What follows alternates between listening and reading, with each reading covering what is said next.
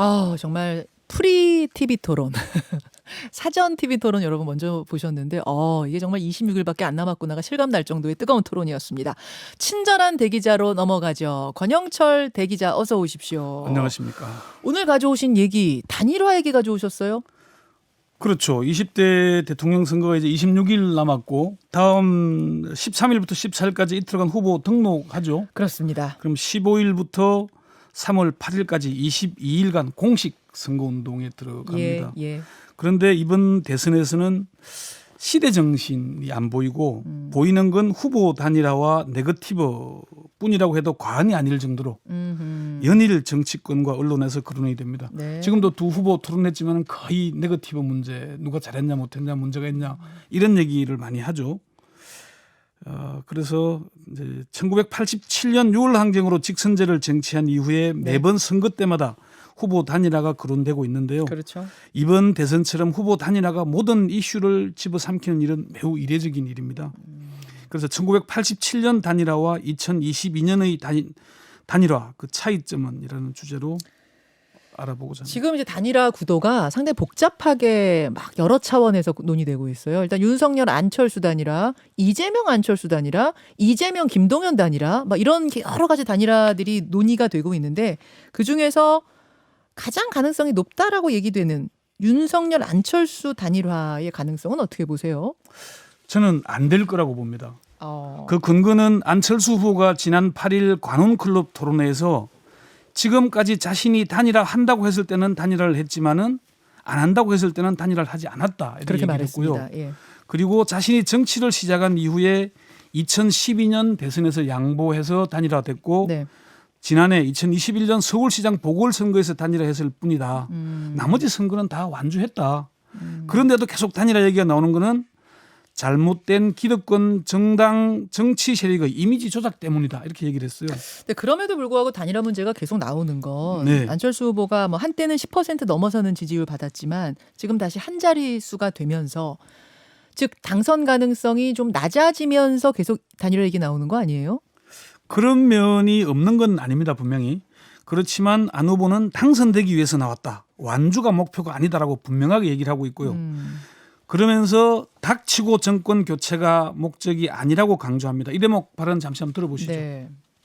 저는 정권 교체가 필요하다고 생각하지만 정권 교체가 목적이 아닙니다. 더 좋은 대한민국을 만드는 게 목적입니다. 그리고 정권 교체는 그를 위한 수단이자 과정입니다. 닥치고 정권 교체하고 나서 5년간 지난 5년의 잘못된 국정 운영보다 더 아마추어적인 국정 운영이 벌어져서 우리나라가 더 어려워지면 어떻게 됩니까?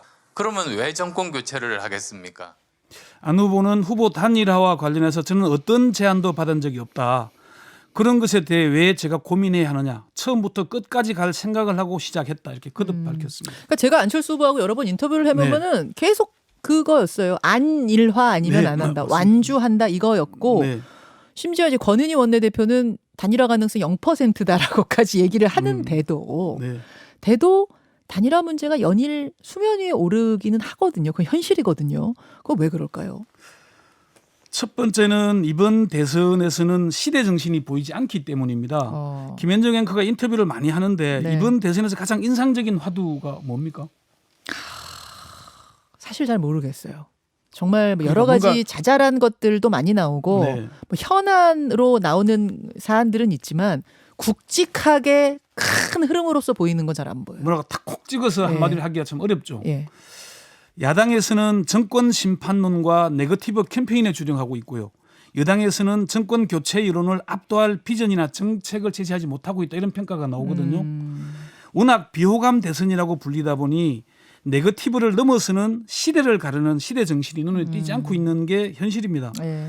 그나마 지난번 대선 후보 사자 토론에서는 좀 정책에 집중하는 모습 오랜만에 보지 않았습니까? 네네네. 다행이라고 할 정도였는데요. 그럼 첫 번째 이유 네. 다른 시대 정신이 뚜렷하게 보이지 않기 때문에 단일화 얘기가 계속 오르는 거다. 두 네. 번째는요. 정치권이 바람을 잡고 언론이 확대 재생산하고 있기 때문입니다. 그제 나온 민원연 선거보도 모니터 보고서에 이런 대목이 나옵니다. 언론이 단일화에 군불도 떼고 바람도 불어넣어 키운 것이다. 단일화가 대선 주요 변수로 꼽히는 만큼 관련 보도가 실리는 것 자체는 문제가 아니다. 하지만 당사자가 거리를 두거나 완강히 부인하는데도 언론이 단일화를 당연시하거나 부추기는 형태는 특정 여론만 대변하는 결과를 낳을 수 있고 사실상 선거운동과 다름없는 영향을 초래할 수 있다. 이런 얘기가 나왔고요. 지난 8일에 국민의당 안철수 후보의 관훈 토론회가 열렸죠. 네. 안철수 후보가 모두에 이런 발언을 했습니다. 저는 정권 교체의 주역이 되려고 나왔습니다. 당선이 목표지 완주가 목표가 아닙니다.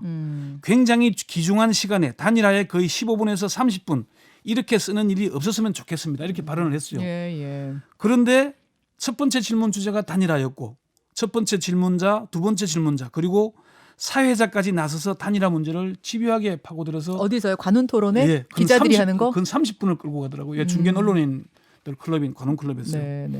더 큰 문제는 언론의 보도인데요.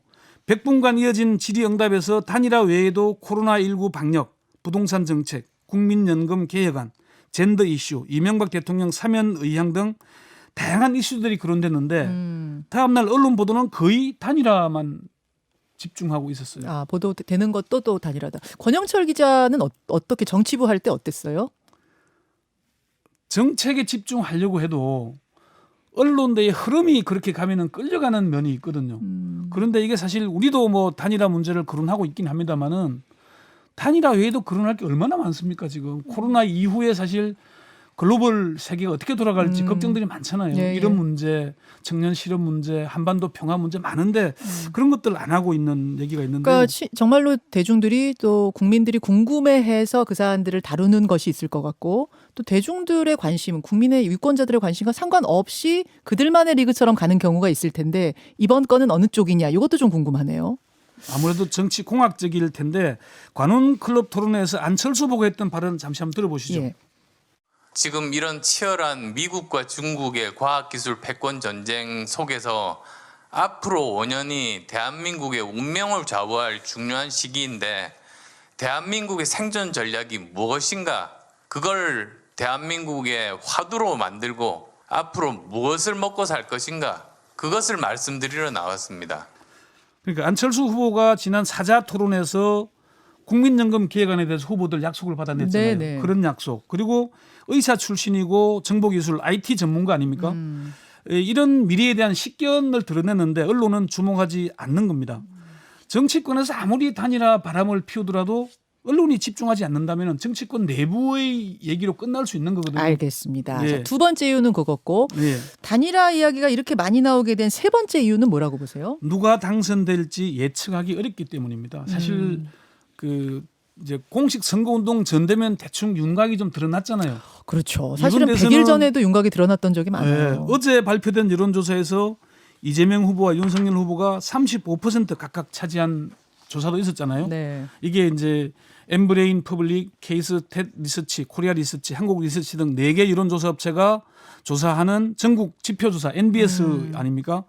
다른 여론조사에서도 오차 범위 안에서 치열한 공방이 벌어지고 있어서 섣불리 누가 당선될 거라고 예측하기 어려운 그런 상황이잖아요. 그러다 보니까 단일화가 주요 변수가 되다 보니까 계속 거론되는 그런 측면도 있는 겁니다. 그렇죠. 그 예. MBS 조사는 이제 7일에서 9일 성인 1,007명 대상으로 한 조사인데 예. 대부분의 흐름이 오차 범위 내에서 그렇죠. 예, 엇갈리고 있어요. 이러다 보니까 사실은 저는 이 이유가 제일 큰 것 같아요. 격차가 확 벌어져 있었으면 단일화 얘기가 이렇게 막판에 많이 나오지 않았을 텐데 요렇게 초접전을 벌이고 있다 보니까 그런 게 아닌가 싶어요. 네네네. 그렇게 지금 권영철 기자의 분석들을 종합해 보면 결국 지금의 후보 단일화는 시대 정신에 따른 거라기보다는 좀 정치공학적인 면이 우세하다. 그렇습니다. 후보 단일화는 누굴 위한 거냐, 국민을 위한 건가라고 이렇게 질문을 던지면은 네. 글쎄 다들 이게 대선 과정에서 후보 단일화를 강조하는 것은 결국은 국민들의 여망을 외면하는 측면도 있습니다. 누가 당선되냐가 중요한 포인트이긴 하지만은 국민들은 그것보다는 앞으로 5년 미래가 어떻게 될 건지에 대해 궁금해할 수도 있거든요. 그걸 사실 정치권이나 언론이 받아들여야 되는데 언론은 좀 간편하잖아요. 후보 단일화, 네거티브 쉽게 쓸 수 있고 주목을 끌 수 있으니까 하는 측면도 있는 거거든요. 좀 그런 면이 있고 최창렬 용인대 교수는 후보 단일화 문제는 100% 정치공학적 이슈다. 이건 국민을 위한 게 아니라 당선되는데 조금이라도 유리하다 보니까 네. 이걸 주로 거론하게 되는 거다. 이렇게 얘기를 하더라고요. 특히 이제 단일화 문제가 대선 이슈를 집어삼키면 삼킬수록 윤 후보에게 유리한 측면이 있습니다. 그게 왜 그러냐면은 단일화 문제가 거론되면은 윤석열, 안철수 후보 이름이 거론되잖아요. 그러면 이재명 후보는 상대적으로 밀리는 게 되죠. 어허. 그런 측면도 있으니까 근데 정치공학적 이슈다 이재명 이렇게 보는 안철수 겁니다. 단일화도 요새는 많이 거론이 그건 되긴 뭐 그래 봐야 아주 한데. 일부고요. 어. 이재명, 김동연 단일화도 아주 일부잖아요. 대부분 단일화 그러면 어제도 전직 국회의장들하고 나서서 뭐 윤석열, 안철수 단일화 촉구하는 성명도 내기도 했고요. 예, 예. 이러다 보니까 그런 측면이 있는 겁니다. 1987년 대선 이후에 매번 선거마다 후보 단일화는 이슈가 되고 있습니다. 그렇죠. 2007년을 빼고는 거의 모든 이슈가 됐죠. 그렇지만은 후보 단일화가 시대 정신이었던 건 6월 항쟁 직후에 있었던 1987년뿐 아니냐. 자, 그런 얘기도 87년으로 나옵니다. 한번 좀 돌아가 보겠습니다. 네, 네. 1987년. 그때 후보 단일화 논의는 그러니까 YS-DJ 단일화 네. 결국 실패로 끝나긴 했어요. 실패하긴 했습니다마는 1987년 정말 현대사의 격동기 중에 격동기 아닙니까? 그럼요. 1월에 박종철 군 고문치사로 사망하죠. 네. 4월 13일 전두환 50 헌법대로 선거인단에 의한 대선을 치르겠다고 호헌 선언합니다. 이때부터 거리에서는 호헌 철폐 독재 타도 민주정치 이런 구호가 전국을 휩쓸었죠. 결국 성남 파도와 같은 국민의 민심에 전두환 정권이 굴복해서 직선제를 수용하지 않습니까? 그때부터 이제 후보 단일화를 나서는데 결국 민주대연합, 보수개혁 정권, 군정 종식 이런 용어로 후보 단일화를 밀어붙이지만은 실패하고야 맙니다.